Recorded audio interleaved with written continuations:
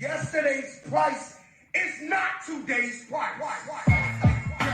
Welcome back. Another episode of the Dynasty Market Watch. I'm one of your hosts, Todd Halverson. I'm joined by Brian O'Leary and Matt Davis. We're talking recent trades we've made. As always, Matt's been wheeling and dealing. Brian's already made a Justin Jefferson trade since the injury. We're talking market shifts, big injuries in the Dynasty landscape this week that have really shaken things up.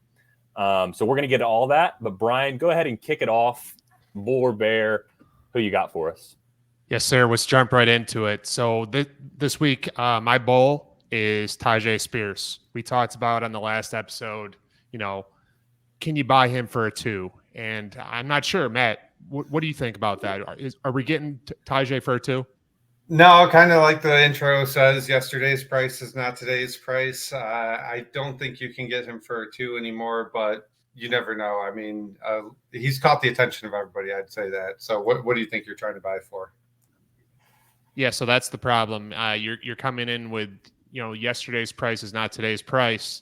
Tyjae was a 2 last week. He probably isn't anymore. He's coming off a good game. I think, just in general, the stock is trending up. So I just kind of wanted to point out that I'd probably pay 2 2s here, but I definitely wouldn't want to be early ones.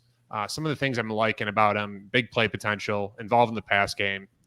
He was an absolute monster in college. He seems like he's being favored by the team. And, there's no better person to talk about Titans, as we've probably talked about a little bit here, than Todd. So, Todd, where are we looking on Tyjae here? Well, the Titans have one thing to really get excited about right now, and that's Tyjae Spears. It would be exciting if the Titans would start losing, and maybe we could get a better pick. But I won't go full Matt on the Packers like on the Titans yet. So, but he has looked really good. I think the one issue with Tyjae Spears is that the people that got him, from my experience and trying to offer for him, is they really are recognizing that he's good. So like his PFF grade, he's been really good. We've talked about that. Last week, I talked about him being a diamond in the rough as somebody that maybe could ascend to one day being like a top 10 dynasty running back.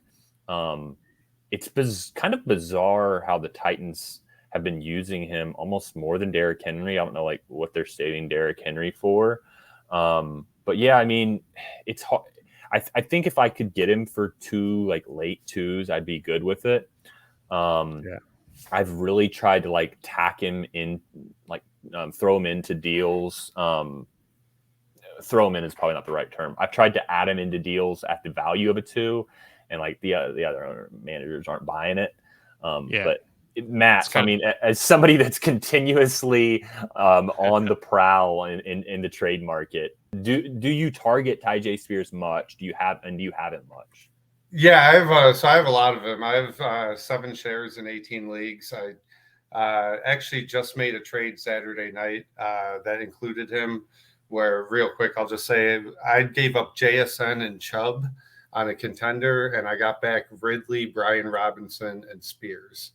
And he was a guy that kind of made that deal work. We had been talking about it for a couple of days. And yeah, Spears is just a guy that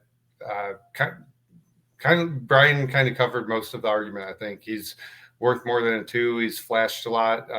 There's a lot of film guys that liked him. The only question about him was missing both ACLs, I guess, which is a concern.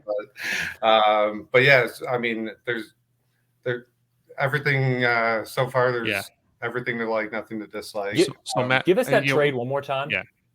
So it was JSN and Chubb. I gave away JSN and Chubb, and I got back Calvin Ridley, Brian Robinson, and Tyjae Spears. So I want to talk about Brian Robinson versus Tyjae Spears. What's the gap between those two? Market-wise, I don't think there is one. I think you're going to find people preferring Spears straight up. Yeah, I think you're probably right.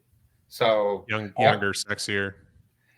Yeah, and the upside with that trade, we had kind of talked about it, and this guy was trying to do one or the other, right? Brian Robinson or Spears, and I was like, no, I need both of them. Giving up the potential of JSN plus Chubb's coming back next year, so yeah, I mean, that was mostly a team dependent trade where I kind of needed some guys this the rest of the year. Todd, who else are you looking at here on Bull or Bear? Yeah, so last week I did I did Calvin Ridley, and he wasn't necessarily a buy or sell. It was I wanted to look at target share versus air yard share, and I kind of want to do that again. So last week it worked pretty well for us. Last week we looked at Calvin Ridley. He had lower target share but higher air yard share in that Jags offense.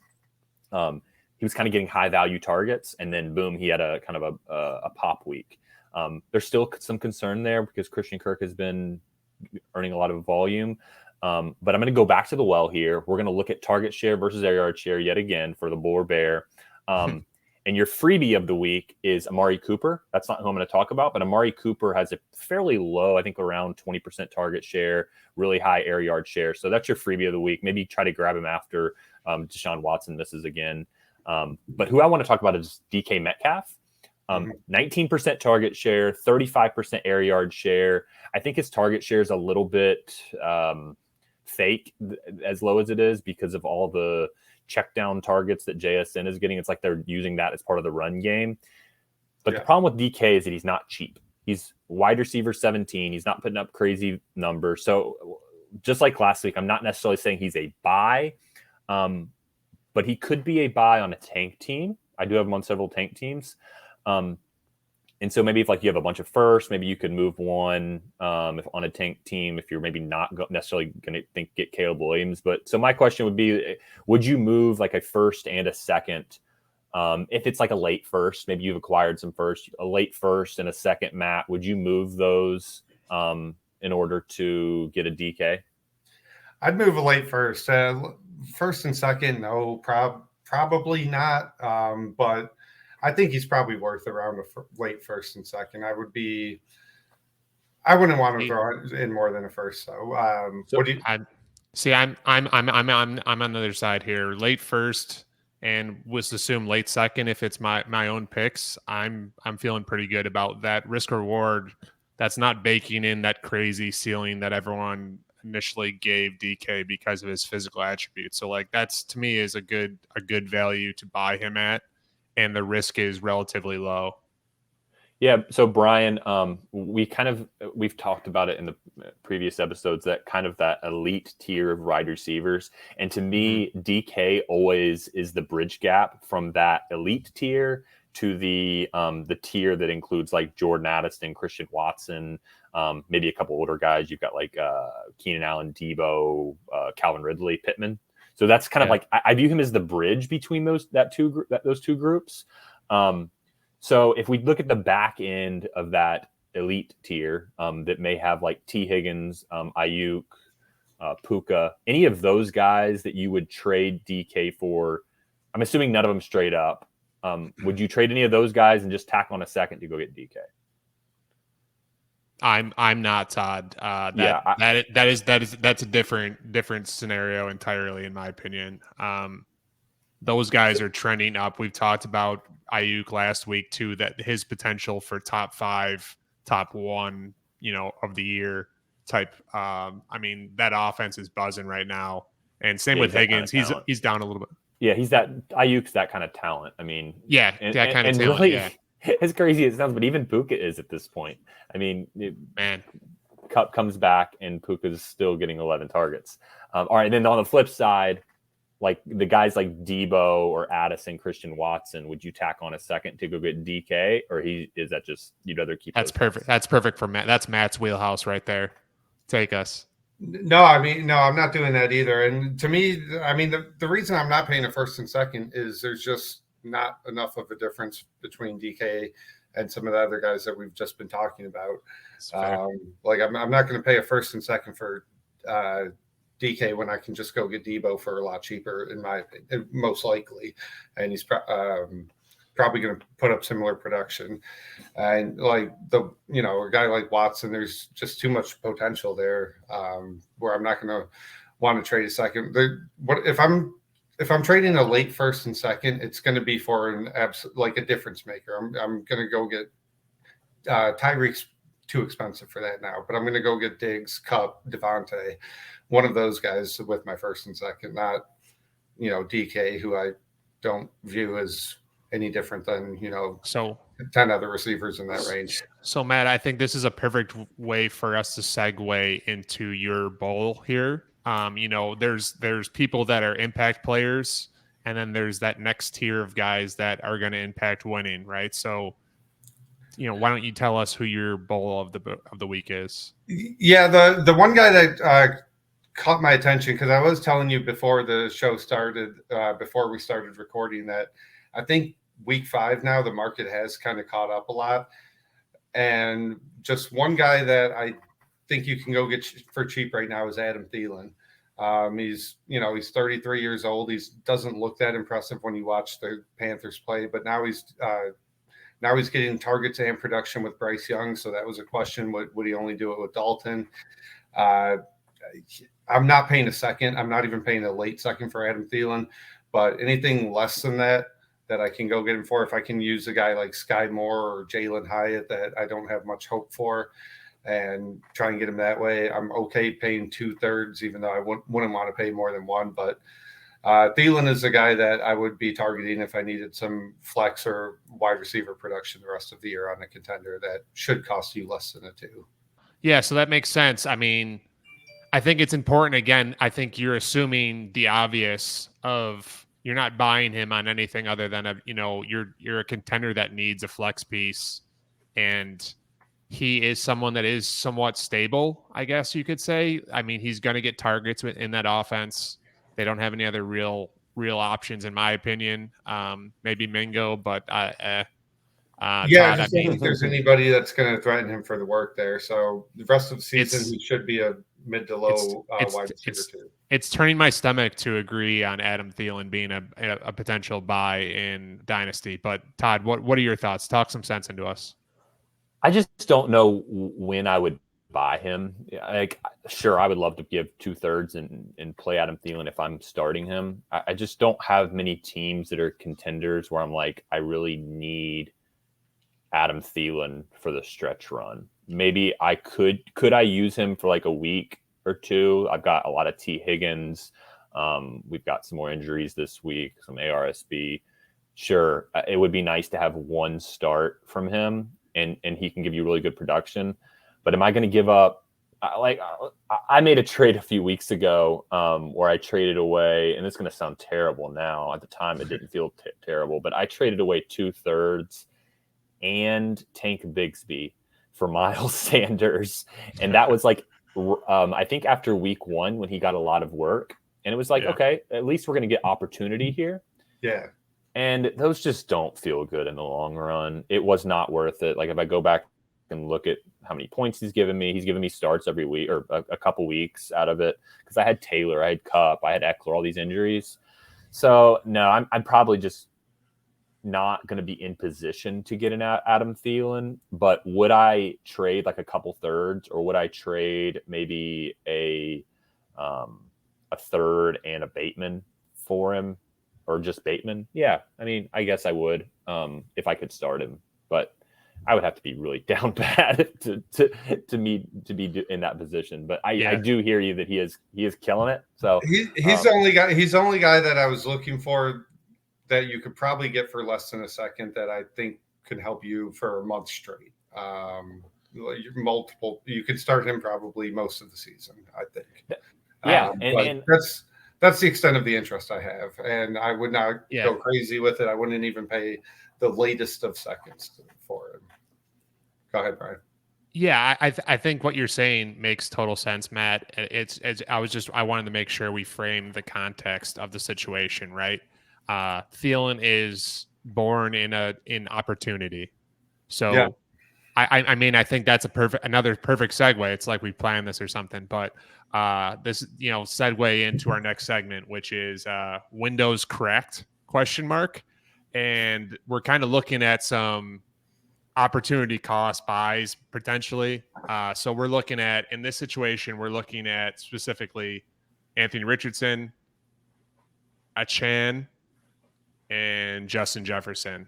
So first of all, this is a podcast that pronounces names right. And Brian, it's Achane and not Achane. H-Chan. There we one more time. Yeah, that makes sense. Yeah, okay. I'm glad that's why we keep you around here, Todd. So I appreciate that, and I'm sure I'll butcher it again. But I think the first one, as a Colts fan here, and as soon as I start feeling a little bit of optimism, things start going sideways again. But Anthony Richardson, I mean, what is his value? Is it changed at all with the injury? Are we worried about anything with Anthony Richardson that we weren't worried about a week ago? Matt, what do you think? No, and I don't think the market has changed on Richardson or Jefferson. So to recap, the three guys we're going to talk about in this segment: Richardson, Justin Jefferson, and Achane.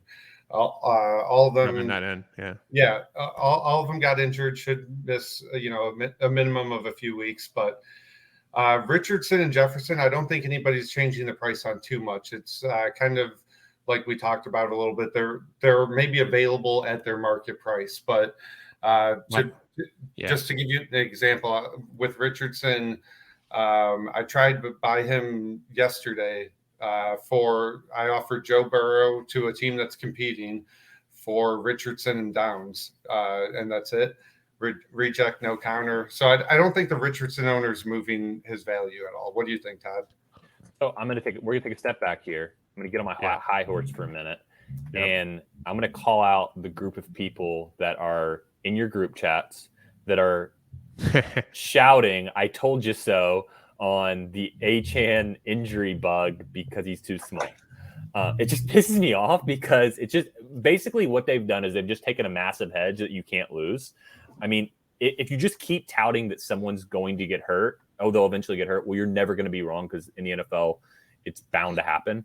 Mm-hmm. What it reminds me of is if you go to the casino, there's always, a couple guys that are standing around the roulette table and they're watching the board that shows if it's red, black, green. Yeah.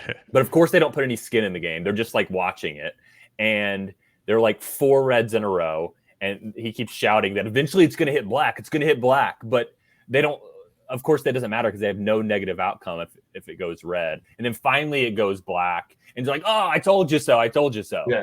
So that's what these people are doing in your group chat that are yelling at the clouds that Achane is injury prone, that AR is injury prone. And it really irks me. So I'm gonna cool. I'm gonna cool off for a second, and then I do have a couple thoughts on AR. All right, yeah. What were you gonna say, Brian? I think Achane.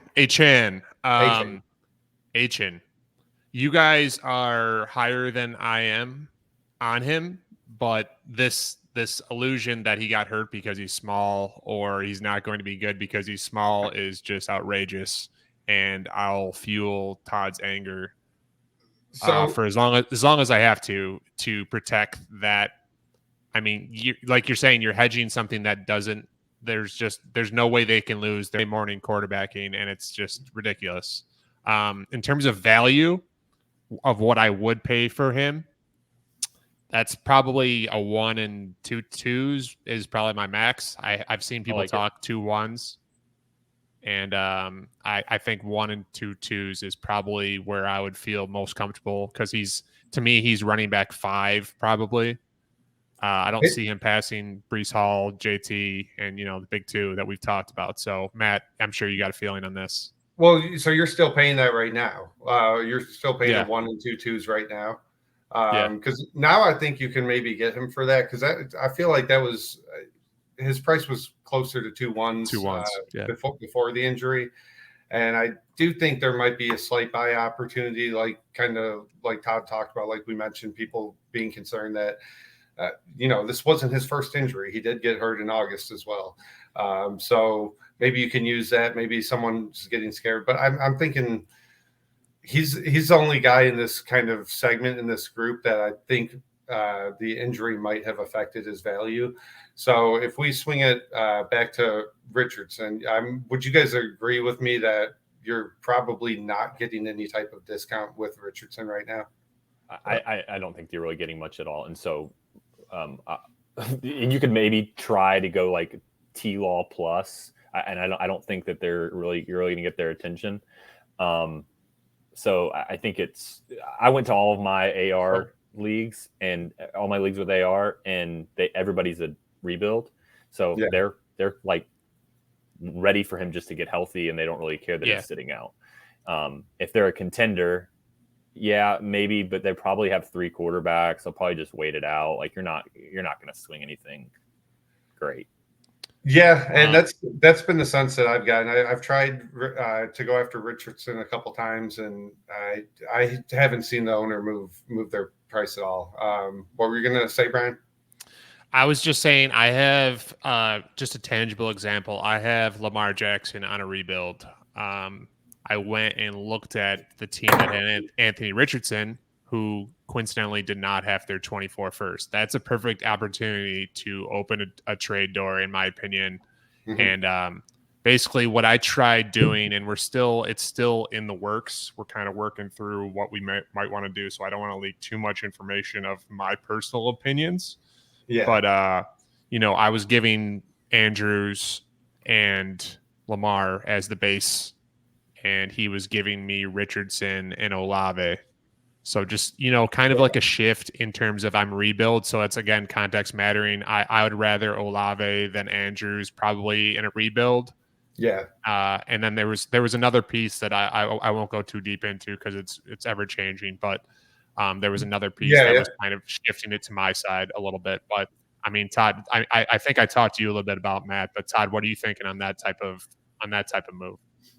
Yeah, I like that. I like the move to shift from Andrews to Olave, Lamar to AR. You don't have the points over the next 4 weeks. I think that's great. That's an easy win. I'd rather have Olave than Andrews basically on any team, unless Andrews is my only tight end on a contender.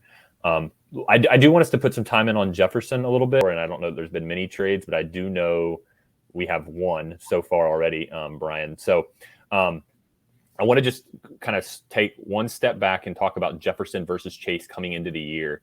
And I think coming into the year, you had most people that were just like 50-50, take your pick. And then as you got into like weeks 1 through 4, it became, okay, Jefferson's the for sure wide receiver 1. And basically the base case with that was rest of year 2023, Jefferson greater than Chase. All right. I think most people agreed with that. But then after that, okay, it may be back to 50-50. Now that this year is out the window, I don't really understand the people that are saying Jefferson equal to Chase. Or Jefferson greater than Chase still, which I've seen that too.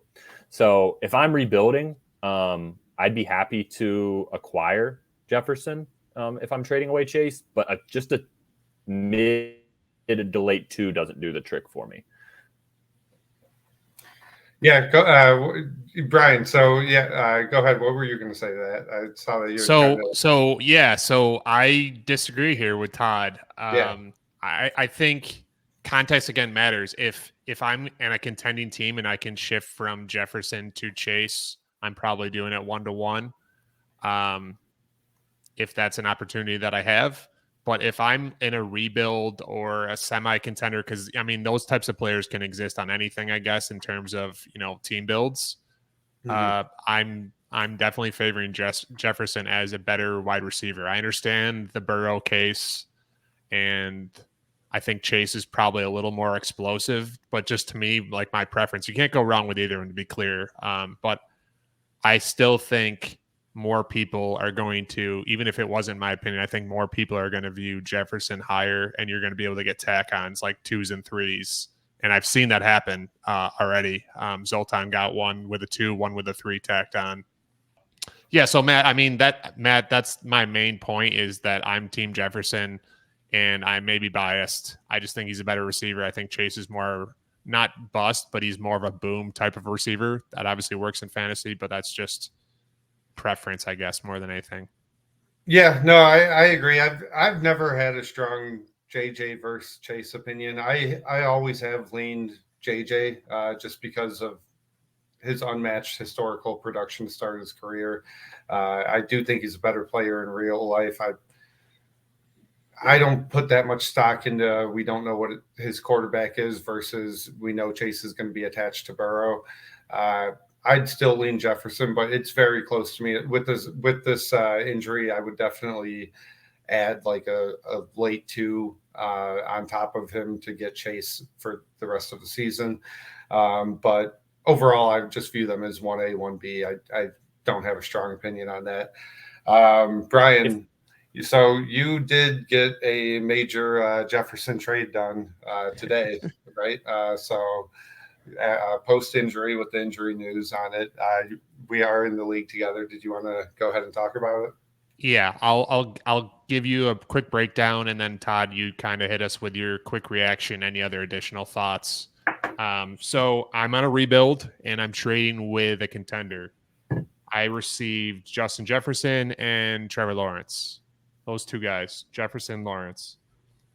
But this is where it kind of gets kind of funky and maybe makes some people uncomfortable. I'm giving Mahomes, Drake London, a 24 third, which is whatever.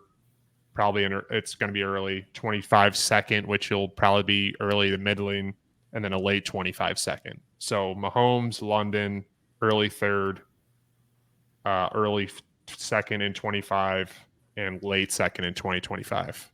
How'd I do there, Todd?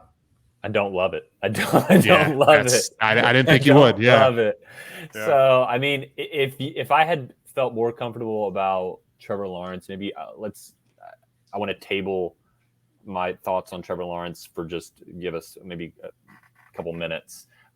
If you had maybe gotten like a Herbert or something, or maybe just like the next step up, I just don't have a ton of confidence in Trevor Lawrence yet. That makes me uncomfortable. Jefferson to Mahomes is probably closer than people want to admit, and I think that they're probably way closer for you than maybe most people. So tell me your gap between like Jefferson and Mahomes for one. I mean, I think it's a 1 probably. So you would trade Jefferson in a first to get Mahomes? In the right situation, I don't necessarily think I would make that trade, but I think that's what the proper value probably should be. And it's just based off your facial expression. I'm probably surprised when you hear a little bit. Yeah. So all right, so let's unravel this a little bit here. So yeah, Jefferson and Trevor Lawrence is what you received. Yep. You sent Mahomes, London, a second. I don't really care about the third, whatever.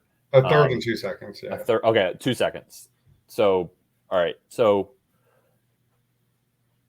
Mahomes to you have Jefferson plus a 1 to get to Mahomes.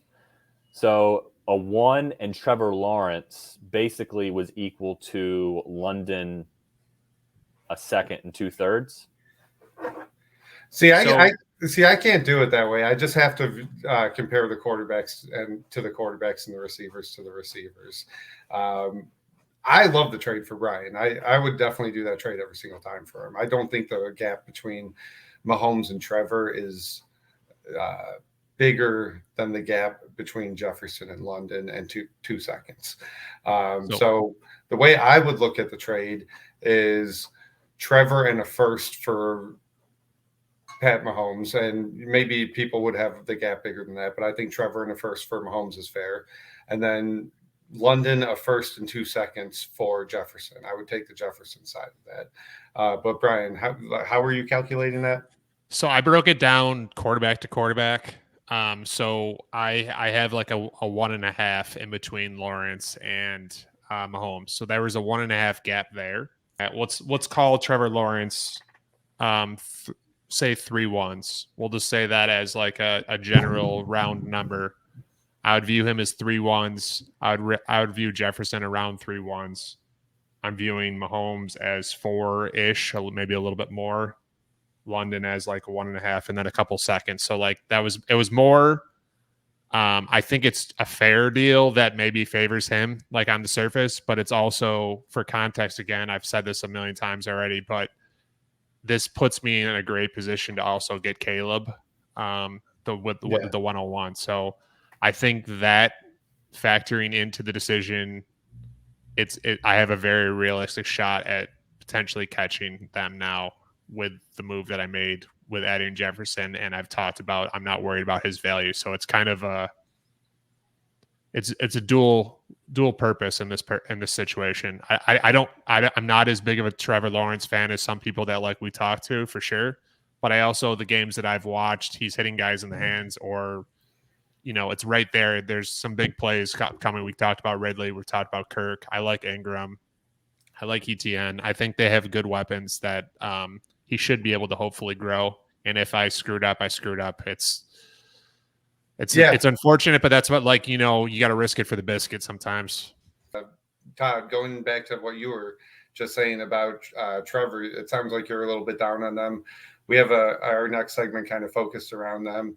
Yeah. You and I did a trade over the last couple of days. I think it was Sunday night, actually, where I gave you Jamar Chase. You traded me Trevor, and I got Pop Douglas, a receiver that doesn't mean much. So it was basically Trevor for Chase, and I got a small little plus on it. But you said you were concerned about Trevor. So you want to kind of elaborate on that a little bit more? Yeah, concerned in the sense of, I think that he's like clear tier down from that grouping that has Lamar, AR ahead of him. Not concerned in that, like, I think he stinks. Like, I don't feel that. But I'm concerned that maybe he doesn't take the step into the Burrow-Herbert tier that I was kind of banking on coming into the year. So that would be real quick. What is T-Law's ceiling if all goes according to plan? What quarterback could you see him being if everything goes his way? I think it could be in that. I still think it can be in that Herbert Burrow tier. 3, 4, 5. I just think that the percentage odds range of outcome to me has shrunk just a little bit. He's in year 2 with the same offense. He's added Ridley. I would have just hoped for a little more pop early in the year. We've got a small sample. It's 5 games. So like, I'm not downgrading him. It's more that I'm just not giving him that ceiling expectation. Like coming into the year, I was like, we could be sitting here week 5 or 6, and it could be T-Law as QB3 overall. That's kind of what I was hoping for as a possibility, and I don't really feel as emphatic about that anymore. I think that he's firmly like a top 10 dynasty player for me still. So I'm probably still like at market or maybe even ahead of market. I just don't have as much emphatic feeling that he's like the next guy that can be a top 3 pick. Yeah, that makes sense. I mean, my view of him hasn't changed. He's still in that range for me, 8 to 7, probably 7 to 10 overall dynasty asset. So with the trade that you and I did, it was mostly just preferring Trevor, preferring the QB over the receiver, taking Trevor over Chase. But I still think he's firmly in that, whatever that tier below Mahomes, Allen, and I would put Hurts in there. Whatever that next QB tier is, like you said, Lamar, Richardson, Burrow, Herbert. I view him interchangeably with a lot of them still. I prefer Lamar over that group. I would have Lamar closer to that first tier, but Burrow, Herbert, and Trevor, I don't, and I would throw Stroud in there. I don't view them any differently, really, at all. So, Brian, this was on a tank team, and so I'm really taking a page out of your book and really getting aggressive and like going full tilt to make sure that I do a good tank job. And I've had a lot of tank teams that I haven't done a very good job, and I'm sitting in that like 102, 103 range. So this was a tank team. But Chase versus Lawrence, where do you stand? And then where are you kind of right now with Lawrence in that QB tier that Matt and I have been talking about? Just first, the T-Law tiering. I agree with you guys. I see him potentially as a QB3 overall as his ceiling. I don't ever see him passing Mahomes or Allen, and I think that's fine. I think people are pretty quick to anoint him as the next big thing, and because it's the new shiny toy. I think there's a little bit of an effect there for sure, and I think he's probably leveling off quite a bit to where he probably should be now. To the point of, Todd, you're thinking that you're down on a guy and you're probably still above market, right? So in circling back to the actual trade, I think it's kind of a question that I want to throw back to you, Todd, is that basically with this context, if I'm remembering correctly, you're going to be most likely you're the favorite for 101s, right? So you're looking at Chase, Caleb Williams as a combination versus T-Law and Marvin Harrison Jr. essentially, right? So like, are you taking that first pairing over the second pairing? Yeah, I would take Chase and Caleb over T-Law and Marvin Harrison. Yes, I would. Is this team going to get the 101? I mean, the team that I'm up against has basically just disheveled their roster, so I don't know if I can get there. I mean, it's just a mess. And so, I mean, I still have like a bunch of good receivers, and I have taken out tight end, I have taken out running back, and now I have no quarterbacks besides Zach Wilson, who I'm going to try to dump too. And I still don't know if I can get all the way there. Now I have a lot of receivers. I won't go into all of them. I have probably too many, but I'm not a big fan of like trading them for like seconds. And it's also a 14 teamer. So like if I get a late first for a guy like Quentin Johnson, I think I'd rather just hold that. So there's some things going on there within the team that I'm probably going to get stuck with the 102. But I'm also really high on Drake May, and that's maybe a discussion for another day. So there's some things going on with the team, but it kind of, that trade, moving off of Trevor Lawrence and getting Chase, I think solidifies me as a worst case 102, given that there's several. So in this scenario, it's Drake May and Chase. Are you taking Drake May and Chase over T-Law and Marvin Harrison? Probably not. Probably would rather have T-Law and Marvin Harrison. I think Drake May probably jumps in and is immediately in like the QB 13, 14, 15 range, kind of similar to how like Stroud and Bryce Young were coming into the year, whereas T-Law have already got the baked in, QB 8, QB 7. So I would probably rather have the Trevor Lawrence side in that. But there is the upside that maybe I can work my way into Caleb. It's not totally a done deal yet. But I know we also want to talk about a couple of other Jags pieces. Brian, with ETN, Ridley, Kirk, we got to see ETN at least kind of boom a little bit at the end of that game. Ridley bounced back, we've talked about. ETN is an interesting one for a contender. He's also young. If you were looking to buy ETN, what's the draft capital going to take? And then also tell me ETN versus someone like Barkley. Yeah, that's tough. So I mentioned that RB5, RB6, I kind of see ETN right around that. I don't see him cracking the top 5, so we'll say 6 or 7. So I would say a 1 and a 2 I would pretty comfortably pay. I definitely wouldn't want it to be an early 1, but if I'm looking like middle to late, I'm paying a 1 and a 2. I think he's getting, goal line carries. I mean, he's involved in the pass game. He's explosive. Everybody knew that part. And I believe in their offense, or at least the talent of their offense. So, I mean, that's a pretty straightforward in terms of draft capital. In terms of him versus Saquon, I'm lower than most people on Saquon. I think he's gotten way too many injuries at this point.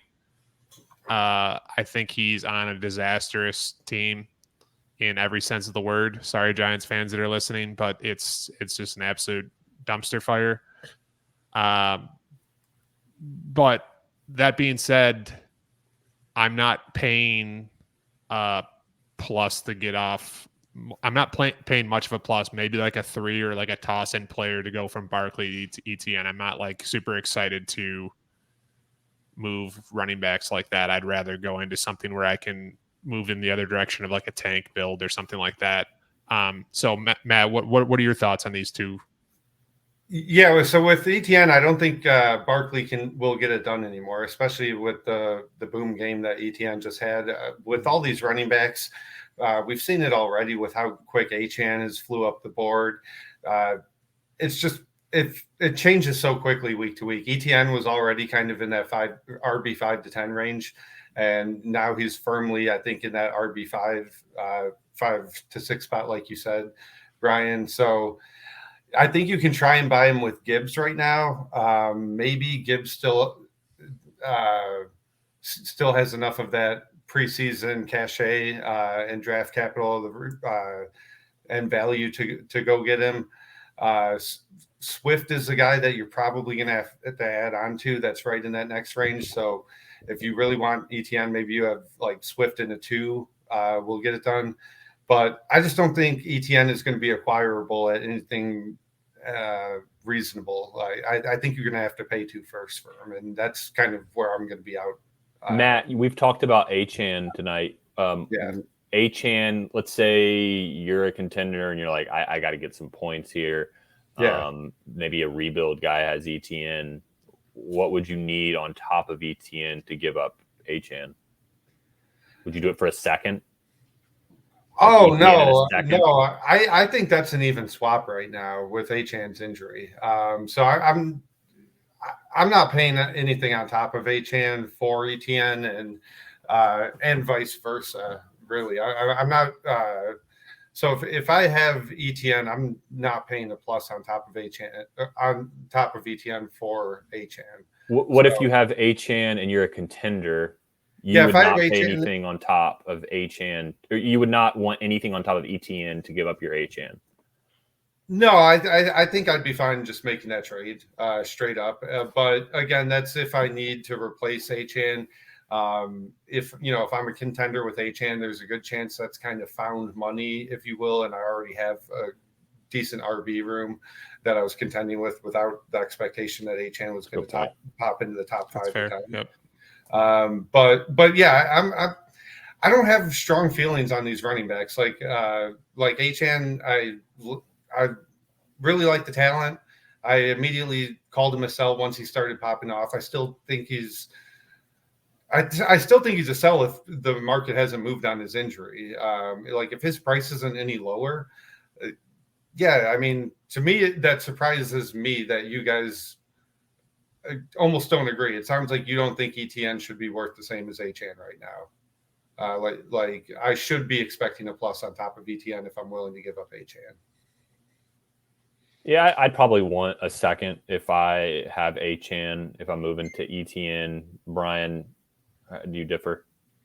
Yeah, it's not so much that I like or dislike another player. I think it's just with how the market. It's people should not react unless he's going to be out for the entire season. Like I don't think people are going to over or underreact on Achane, and you're going to have the potential to get some type of bonus. I'm not going in 1-to-1 if I'm offering a deal. I'm starting at least with a second, like Todd's saying, and try and work from there. Yeah, no, that makes sense. And again, but you trade more than any. So Matt, you're the king in this sense. So I mean, that's how it goes. I mean, I just don't view before the injury.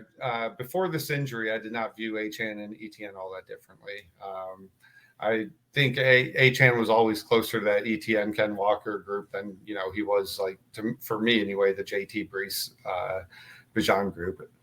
But you make a really good point that the point scorers at running back, those are the ones that get boosted up to the top. So, I mean, if you're scoring like ETN did this past week, I mean, he's going to be in that RB 5 to 7 range. He's RB 5 on KTC now, so he gets to be RB 5 for the week because he had a 35-point game. Yeah, that's how it goes. We're talking about some running backs, so I figured this is kind of a nice one to kind of bridge us into our trade segment. So I'm on a tank team. Shocker, I know. So I gave DeAndre Swift, plus a 24-4, and I got an early to mid. We'll say it's a struggling roster without much draft capital. Early to mid 25-1. Big win.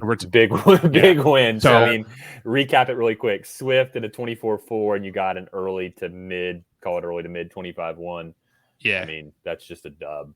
Just ring the bell. I need one. I need it. Yeah. I mean, one thing to remember is when we're doing a lot of these trades, sometimes it looks like, I mean, it comes across maybe that we've lost trades, that we're just out getting our asses handed to us. But we're also trying to bring trades that are pretty realistic and fairly even, because nobody wants to sit here and listen to the fact that I traded away after the injury. I traded away CeeDee Lamb and got Justin Jefferson. Like, it's not really happening in many leagues. So like, yeah. So I mean, but yeah, that's a winner. That's a winner. Ring the bell. Matt, we've already got one of your Chase trades out in the open. So maybe do one more Chase trade here. So I know you've got 3. So let's make sure we get to all 3 of them. But go ahead and do one more here. Yeah, so one of the trades that I made, again, anyone that's been listening to this pod knows that I've been trying to get any part of the Texans offense that I can, and I have increased my shares all around. But I gave up Kenny Pickett, Jamar Chase, and 2 late seconds for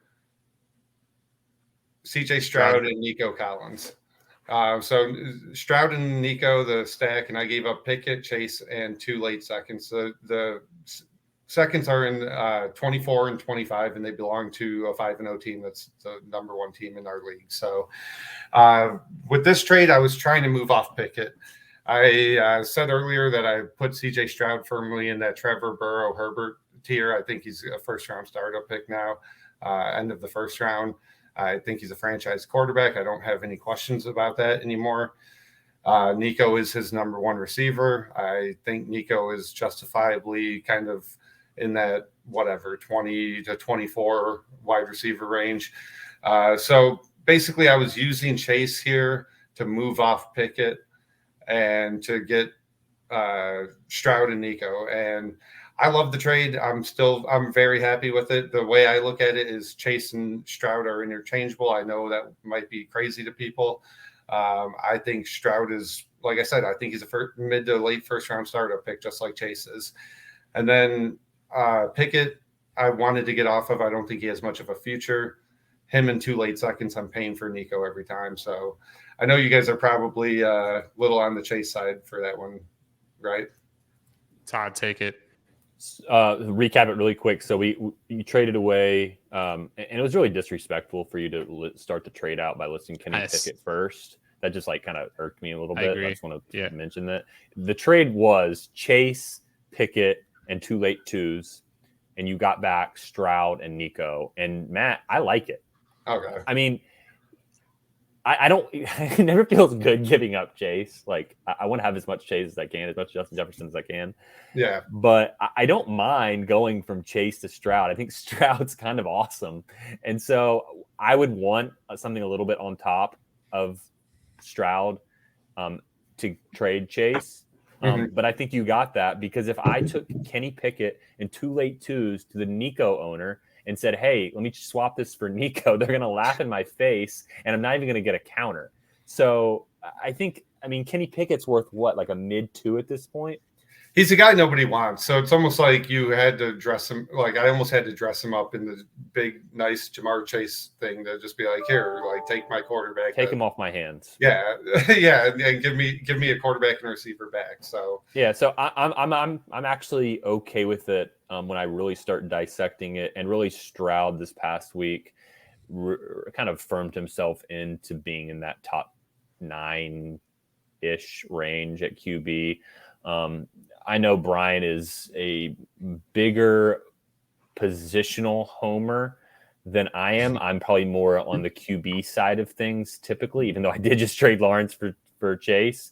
But Brian, where do you stand on this one? So it's funny you let off this way, Todd, because we have our sheet with the trades, and I have it highlighted as Chase 2 late 2s for Stroud and Nico. I just completely left this. Like we talk about disrespectful. That's more disrespectful than Matt leading off with Pickett and a Chase trade. But I mean, I'm a Stroud believer like you guys. I think what's before I give my full opinion, I think it's important to note, Matt and Todd, you're both, and I think I'm to a certain degree willing to take some risks that might look bad initially, but you trust what you're seeing, what you think is going to happen, projection. Yeah. Sometimes you got to, again, risk it for the biscuit. I think Matt especially personifies that concept. So I think that's an important note. I think I would be sick to my stomach probably trading Chase but I might in this situation. I probably would have liked to have gotten a little something extra for some insurance because I believe Nico. I believe in Nico. I think we're a Nico podcast, but it's also like Chase is just like he's him. Like that's just he's him. Yeah. So it's kind of one of those things. Yeah. Let me pull back the Go ahead, onion Todd. a little bit on the Nico part of this. So let's just pull Chase and Stroud out.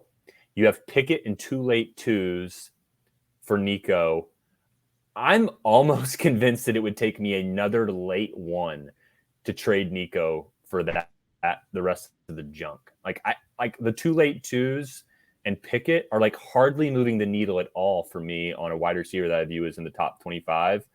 I mean, it's at least going to take 2 more early twos. So we're getting close to a late one. Matt, where do you Yeah, I mean, between, if someone comes to me with that offer, I'm just going to tell them to take Pickett out of the offer and replace him with something I actually like. And, maybe I would say maybe turn him into a late one, like a late one and 2 late twos. All right. Yeah. Now you have my attention for Nico for sure.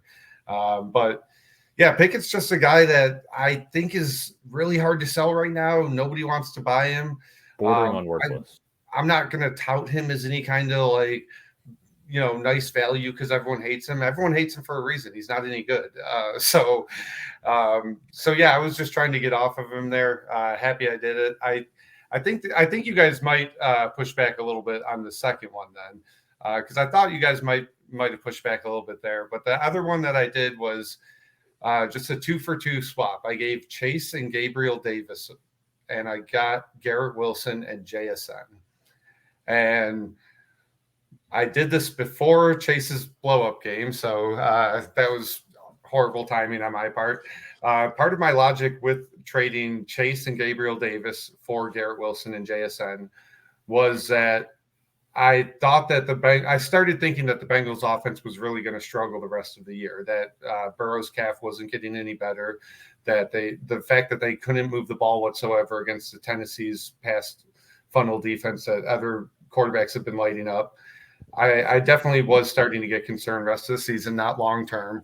So I did downgrade Chase a little bit, and I was thinking, okay, him and Garrett Wilson, before the Rodgers injury, I didn't have that much of a gap. I was very solid on Garrett Wilson, wide receiver 3, Chase is wide receiver 2. So I kind of went back to that.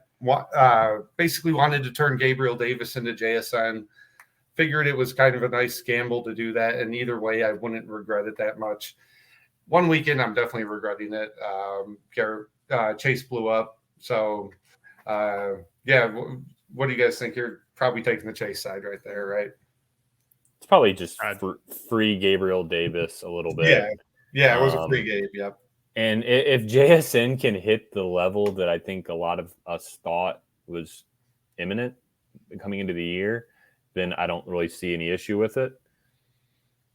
If he doesn't, it hurts probably a little bit, but I don't think it's probably not as far off as really you're even calling it. I think it's. I mean, I really like Garrett Wilson. I mean, I think I think he can be wide receiver 3 if he gets a quarterback.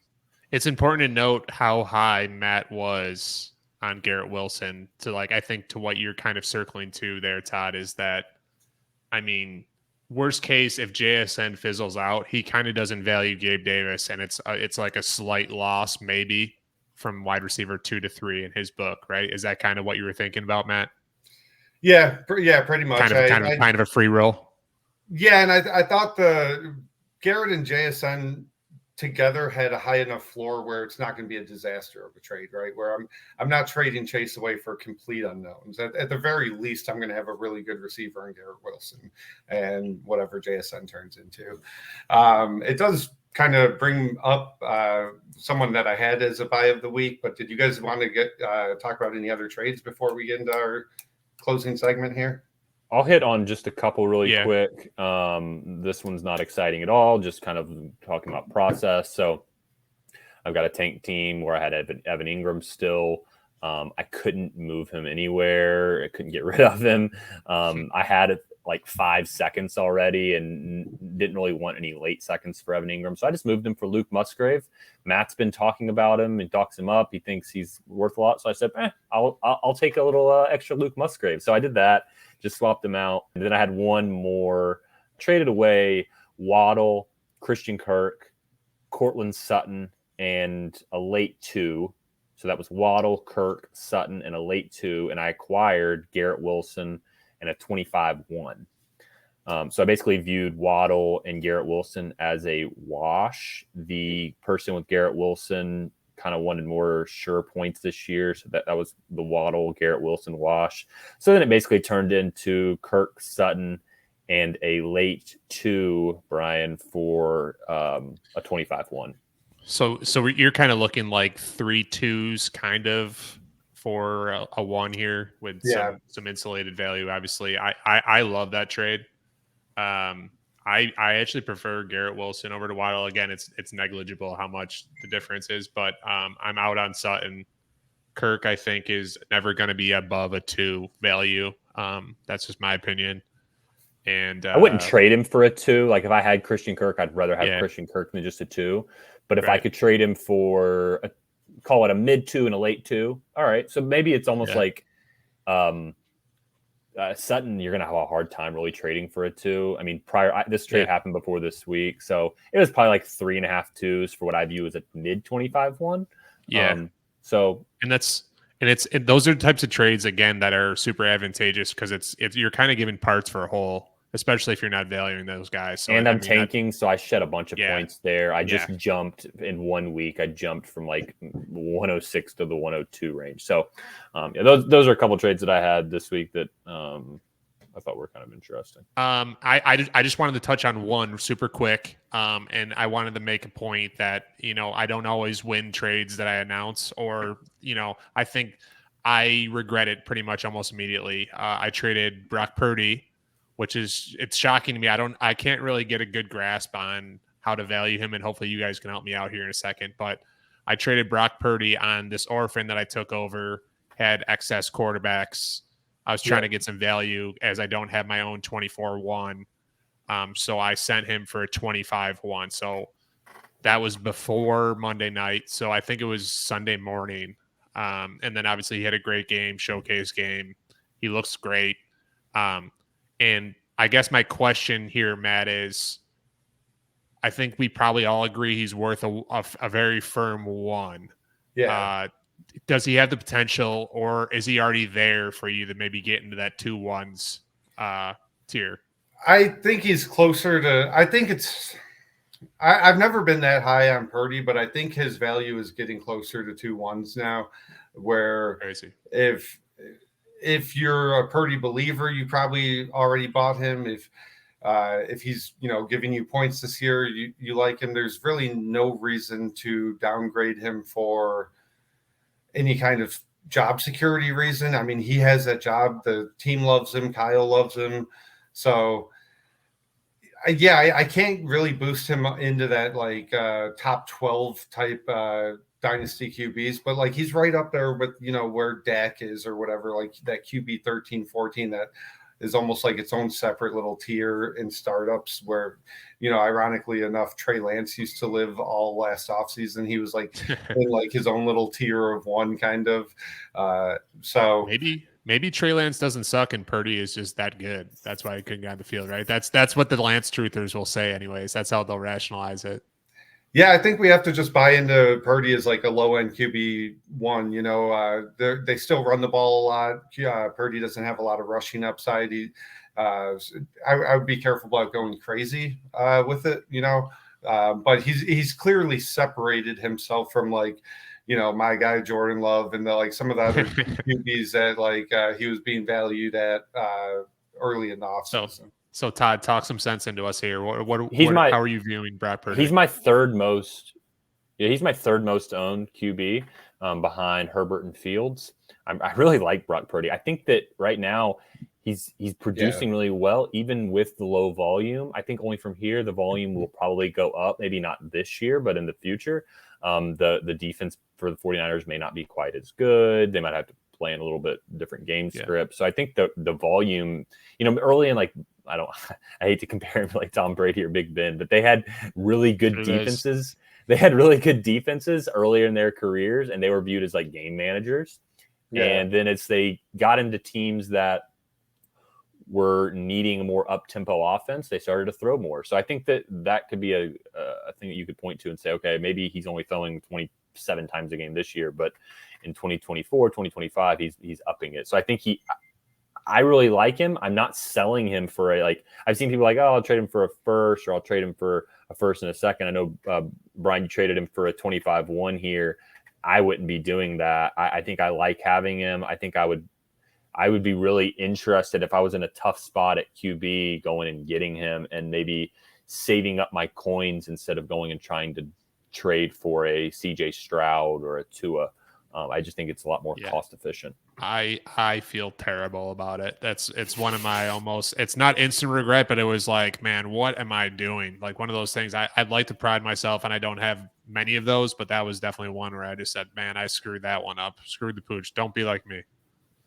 So Todd, if someone offered you Jared Goff and a late first for Purdy, you're taking it? Oh yeah, I'm taking that because I still think Goff has long term. Yeah, so yeah, you're I do really like Purdy, but I'm taking the first plus a Goff because that's essentially you're looking at like 2 firsts now. Yeah, so like, but okay, so if it was Goff in a second, that's going to be team dependent. It's going to depend on what your objective is, something like that. But yeah, like if I'm in the middle of rebuilding and I've got Purdy already set. Now, if I'm like a contender and I'm like, all right, Goff to Purdy is a wash, and I get to add an extra 2 for some, or maybe like a player worth the 2 that's going to help you contend. Yeah, that's probably more team dependent. Yeah. But yeah, I do really like Purdy. I think he's undervalued based on in some leagues. I think there's probably some places where you might be able to get him for like a first, like this trade. Yep, that makes sense.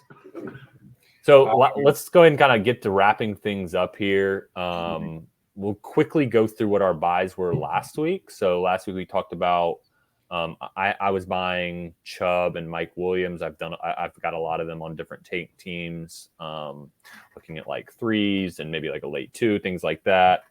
I know in one of the leagues, Brian, how did you acquire Mike Williams in the league that we were in together? Let me see. I think you trade too many trades. Yeah. Yeah, I think you traded away Jacoby Myers. Yeah, that sounds right. And got Mike Williams in a 3rd. Yeah, exactly. Yeah, so I was viewing that I kind of viewed Jacoby kind of highly, anyways. So I view him as a pretty firm 2, like mid to late 2. I'm a big Jacoby Myers guy. I'm a truther. So yeah, but that was a tank. Mike Williams I view pretty similarly. When he's back, when he's healthy. So that was kind of a no-brainer. But I'll transition right into my last week buy was Michael Wilson. And I'm going to be real with you. I was unsuccessful. I did not expect the market to be so aggressively in on him after that most recent game. The good news is there is maybe another buy window opening because he kind of struggled this past week.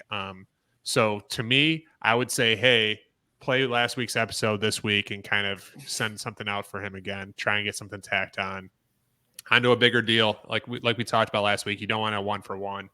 And my bonus buy of the week this is for Matt, just to hopefully keep him somewhat sane. Jordan Love, he looked horrific. There is no doubt about that. He looked bad. Sorry, Matt, but my goal for this week is to send low ball offers on him, see if anyone's panicking.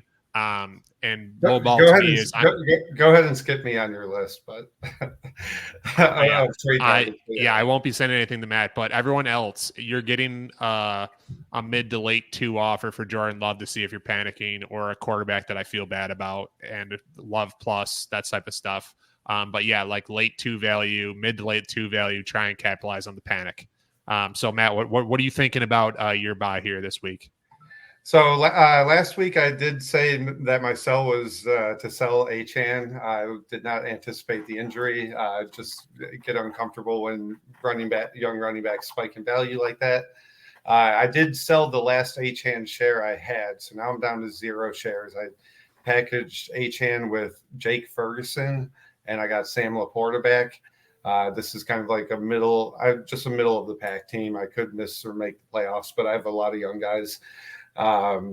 Just very happy with turning Achane into top 2 or 3 dynasty tight end as a rookie.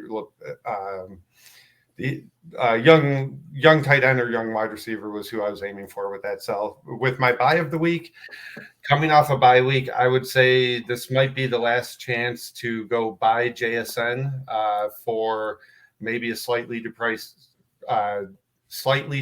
price from August. I would try to aim for anything like a late one, and like a Michael Wilson or a Mingo, or like any receiver I didn't care about. Or if the guy is a contender, maybe you use Lockett or a player like Lockett in a late one, something like that for JSN. But just coming off the bye week, it seems like Seattle, if they're going to get JSN involved, it probably is going to be this week. This probably will be the last chance to buy him if he's the player that a lot of us think he's going to be. So Todd, take it away. Oh, this is what I get for not checking the notes to see who your buy of the week was, because my buy was going to be to jump in and go after JSN and QJ. I'm going to shift here. I'm still coming. Yeah, I'm still coming with 2 guys. We agree.